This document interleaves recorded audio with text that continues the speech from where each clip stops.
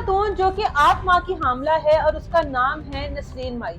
اس کے بیٹے اور اس کا شوہر اس کے اوپر شک کرتے ہیں اس بات پر کہ اس کے کسی اور مرد کے ساتھ تعلقات ہیں۔ بیٹے بھی ماں کے اوپر شک کر رہے ہیں اور جو اس کا شوہر ہے وہ بھی اپنی بیوی کے اوپر شک کر رہا ہے کہ میری بیوی کے کسی اور کے ساتھ تعلقات ہیں۔ بارہا بار اس خاتون نے اپنے شوہر کو، اپنے بیٹوں کو اس بات کی صفائی دینے کی کوشش کی کہ میرے اس طرح کے کوئی معاملات نہیں ہیں، اس طرح کے کوئی کسی کے ساتھ تعلقات نہیں ہیں، لیکن پھر بھی گھر میں اکثر اس بات پر لڑائی جھگڑا رہتا تھا کہ ہاں تمہارے تعلقات ہیں۔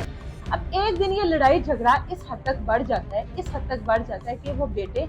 وہ شوہر اس حاملہ خاتون کے اوپر بدترین تشدد کرتے ہیں۔ اس میں سریوں کے ساتھ وار کیا جاتا ہے، اس میں کلہاڑے کے ساتھ وار کیا جاتا ہے، اس میں ڈنڈوں کے ساتھ وار کیا جاتا ہے اور اس خاتون کے اوپر بہیمانہ تشدد کیا جاتا ہے۔ اس کی ناک کی ہڈی توڑ دی جاتی ہے، اس کے چہرے پر وار کیے جاتے ہیں۔ بیٹے اٹھ کر جب ماں کے اوپر وار کریں گے تو ان بیٹوں کے اوپر کیا بدبختی ہے۔ اگر آپ کو اپنی ماں کے اوپر اس طرح کا کوئی شک ہے، اگر آپ کو لگتا ہے کہ آپ کی ماں کے اس طرح کے کوئی تعلقات ہیں، صرف شک کی بنیاد پر آپ اپنی حاملہ ماں کے ساتھ یہ سب کچھ کرو گے، اس کے بعد شوہر جس نے اپنی بیوی کو آج تک اس طرح کسی کے ساتھ پکڑا نہیں، کوئی ثبوت نہیں ہے اس چیز کا کہ اس کی بیوی کے کسی بھی اور مرد کے ساتھ اس طرح کے تعلقات، بارہ بار وہ خاتون اپنے شوہر کو کہتی رہی حاملہ ہوں میں، اس چیز کا تو لحاظ کرو، میں تمہارے بچے کی ماں بننے والی ہوں، کم از کم اس چیز کا تو لحاظ کرو۔ لیکن اس بدبخت شوہر کو اس بات کا کبھی خیال نہیں آیا کہ واقعی میری بیوی ماں بننے والی ہے، میرے بچے کی ماں بننے والی ہے، اس سے پہلے میری بیوی نے میرے بچے پیدا کیے ہوئے ہیں تو میں اس چیز کا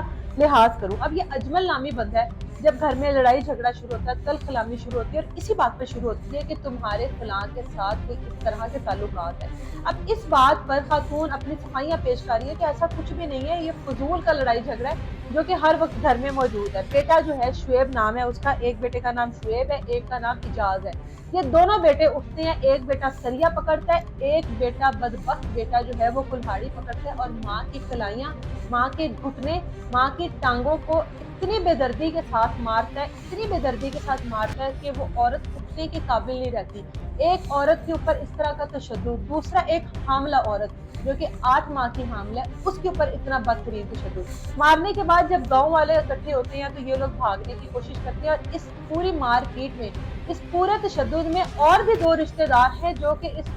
تشدد میں شامل ہوتے ہیں اور اس خاتون کے اوپر اس طرح سے تشدد کرتے ہیں جیسے یہ کوئی ثواب کا کام ہے اور اس کے اوپر تشدد کر کے وہ ثواب ان کو بھی حاصل کرنا ہے۔ اب جب یہ مار پیٹ کا معاملہ ہوا، گاؤں والے اکٹھے ہو گئے تو فوری طور پر اس خاتون کی جان کو بچانے کی سب سے پہلے کوشش کی گئی کہ ایک حاملہ خاتون ہے، اس کی جان کو بچایا جائے۔ فوری طور پر اس کو بچایا جاتا ہے، 15 پہ کال کی جاتی ہے، پولیس آتی ہے اور یہ جو خاتون ہے خود اپنی مدعیت میں پولیس کو بتاتی ہے کہ آج میری بس ہو گئی ہے، میں 8 ماہ کی حاملہ ہوں اور میرے بیٹے اور میرا شوہر آئے دن میرے ساتھ لڑائی جھگڑا کرتے ہیں، آئے دن میرے ساتھ مار پیٹ کرتے ہیں اور مجھ پر آج جو انہوں نے ظلم ڈھایا ہے میں اس ظلم کو کبھی نہیں بھول سکتی۔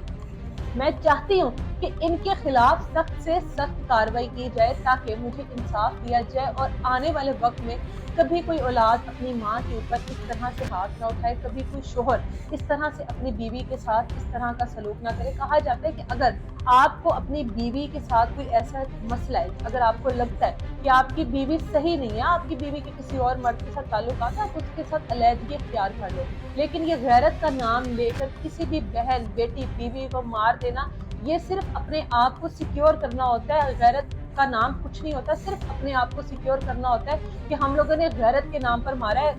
اگر آپ کے اندر اتنی غیرت ہے تو آپ اس سے علیحدگی اختیار کر لیں، اس سے تعلق ختم کر دیں، لیکن کسی بھی انسان کی جان لینے کا حق کسی کو بھی نہیں ہے۔ پولیس نے اب ان کے خلاف جو ہے وہ کارروائی شروع کر لی اور اس خاتون نسرین بی بی کو اس بات کی یقین دہانی دلوائی ہے کہ ہم آپ کو انصاف ضرور دلائیں گے، ان کو سخت سے سخت سزا دلوائیں گے۔ اجازت دیں مجھے۔